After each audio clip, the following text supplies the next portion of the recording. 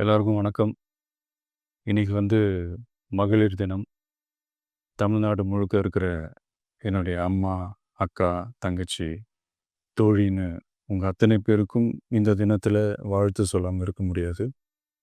உங்கள் அனைவருக்கும் என்னுடைய மகளிர் தின வாழ்த்துக்கள். சந்தோஷம் தானே! பாதுகாப்பா இருந்தா தானே சந்தோஷத்த உணர முடியும். அப்படி எந்த பாதுகாப்பும் இல்லாதப்போ, இன்செக்யூரிட்டியா இருக்கிறப்போ, எந்த சந்தோஷமும் இருக்காது தானே! அப்படின்னு நீங்க நினைக்கிறது எனக்கு புரியுது. என்ன செய்ய? நீங்க, நாம எல்லாருமா சேர்ந்து தான் இந்த திமுக கவர்மெண்ட்டை தேர்ந்தெடுத்தோம். ஆனா, அவங்க எப்படி நம்மள ஏமாத்துவாங்கன்னு இப்ப தானே தெரியுது. எல்லாமே இங்க மாறக்கூடியது தானே! மாற்றத்துக்கு உரியது தானே! கவலைப்படாதீங்க.